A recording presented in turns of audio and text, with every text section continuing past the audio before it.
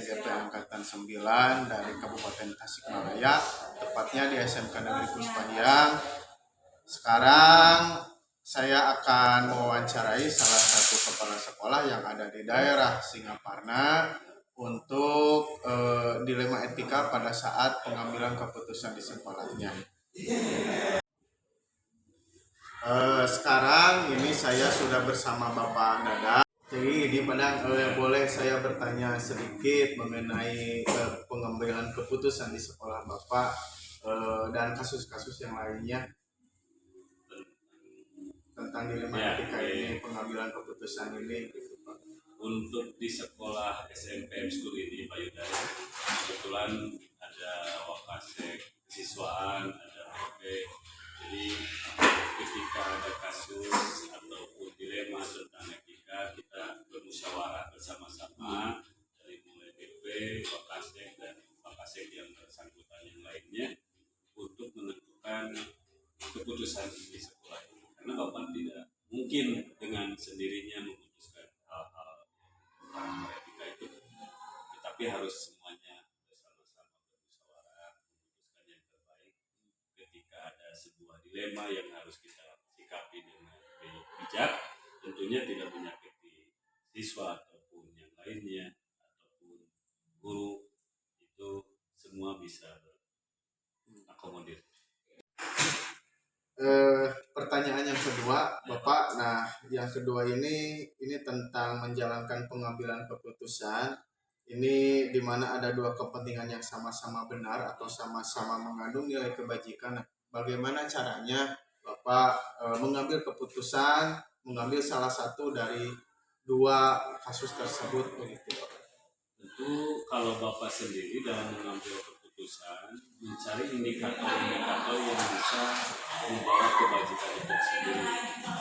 Seperti halnya Bapak di sini di SMPM School akan mengadakan sebuah ujian, tetapi pada pelaksanaan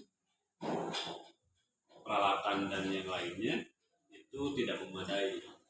Jadi kami mengumpulkan semua orang tua berdiskusi mana yang mempunyai peralatan ataupun laptop dalam pembantuan peningkatan pendidikan dan ujian, itu bisa kami pinjam dulu sementara, sehingga ketika ada hal-hal yang urgent sifatnya seperti ujian kemarin, kenaikan dan ujian lulusan, itu orang tua ataupun tentunya kan di sini ada santri ya Pak.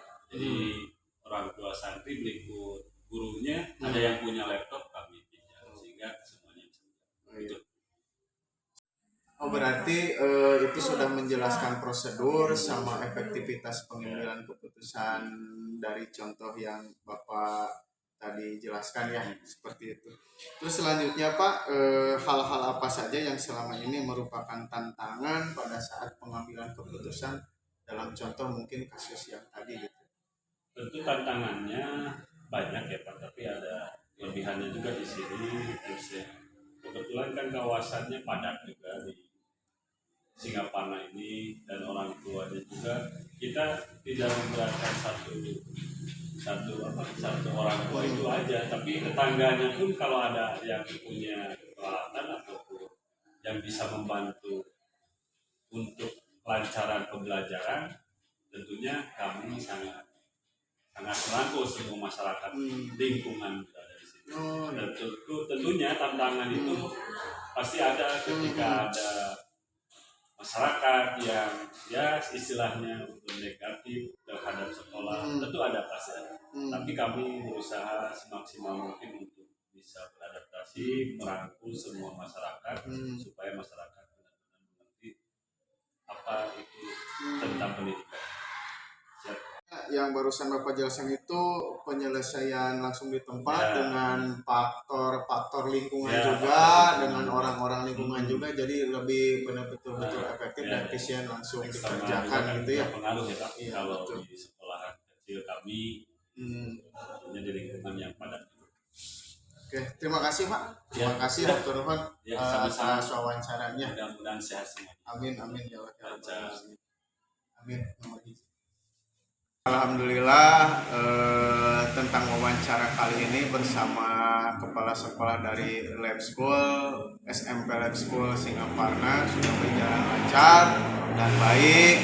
Ternyata yang saya ambil dari pengambilan keputusan tentang dua dilema etika ini adalah kita harus selalu menyandingkan institusi kita dengan masyarakat dan ambil keputusan itu berdasarkan data-data fakta-fakta dari lapangan, terutama dari guru-guru yang ada di sekolah. Terima kasih, mohon maaf kalau ada kesalahan. Wassalamualaikum warahmatullahi wabarakatuh. Assalamualaikum warahmatullahi wabarakatuh. Wawancara yang kedua saya lanjutkan dengan Kepala SMP YPI Ciodeng yang ada di sekitaran SMK Negeri Puspahyang, yang alhamdulillah beliau sudah ada di sini dan sanggup atau bisa memberikan keterangan-keterangannya mengenai pengambilan keputusan yang ada dilema etikanya. Sekarang saya sudah bersama Pak Zeni sebagai Kepala SMP YPI Ciodeng, akan menanyakan beberapa hal tentang pengambilan keputusan. Di sini yang pertama Pak Jen, hatur nuhun. Sama-sama Pak Yuda. Sudah memberikan waktunya di sini. Jadi bagaimana Pak mengidentifikasi kasus-kasus yang merupakan dilema etika atau rujukan moral yang ada di sekolah Bapak selama ini Pak, menjalankan pengambilan keputusannya seperti apa gitu? Mohon penjelasan. Terima kasih. Salah satu contoh di sini pengambilan keputusan yang berhubungan dengan etika, salah satu contoh saja di bidang siswaan. Misalkan ada beberapa siswa yang bermasalah dengan tingkat kehadirannya. Ya. Pertama, prosedur yang dilakukan adalah yang berperan adalah wali kelas. Wali kelas melakukan identifikasi masalah. Yang pertama dengan hubungannya dengan orang tua, itu melakukan home visit. Nah, dari berdasarkan identifikasi masalah tersebut diketahuilah penyebab masalah. Nah, misalkan dengan ketidakhadirannya itu dikarenakan tingkat ekonomi. Penyebab masalahnya adalah tingkat ekonomi siswa dan orang tua tidak mampu untuk hadir ke sekolah karena kendala dengan ongkos transportasi dan biaya itu. Maka kebijakan yang kita ambil adalah berdasarkan kemanusiaannya, ya. Tidak bisa dipaksakan aturan yang ada dengan kondisi penyebab yang sebenarnya. Maka yang kita ambil keputusannya berdasarkan kemanusiaan, itu siswa punya hak mendapatkan pendidikan, tetapi terkendala dengan ekonomi. Maka kita mengambil jalan keluarnya adalah dengan pertama meringankan beban orang tua, untuk syarat dengan guru-guru memberikan bantuan yang bisa diterima dan bisa kami berikan. Yang kedua, dengan solusi pembelajaran bisa daring atau blended, ya. Blended bisa juga, ya, kalau misalkan terkendala dengan siswa datang ke sekolah. Nah, sehingga antara aturan dan penyebab masalah itu bisa dilakukan atau diambil tindakan yang tidak merugikan siswa. Jadi pendekatannya itu prosedur dulu, prosedurnya gitu ya, data-datanya dulu diambil, langsung ke lapangan mencari data, terus dianalisa, keputusannya diambil mana yang paling yang paling baik atau yang paling sedikit resikonya gitu ya. Nah, tantangannya gitu, tantangan untuk selama ini mengenai pengambilan keputusan dengan adanya dilema etika ini, atau dilema antara peraturan dengan kemanusiaan gitu kan, contohnya itu seperti apa tantangannya dari masyarakat atau dari guru dan dari siapa saja, dari dinas mungkin. Ya, Pak Yuda, tantangannya yang pertama dari warga sekolah, pertama dari siswa temannya, ya.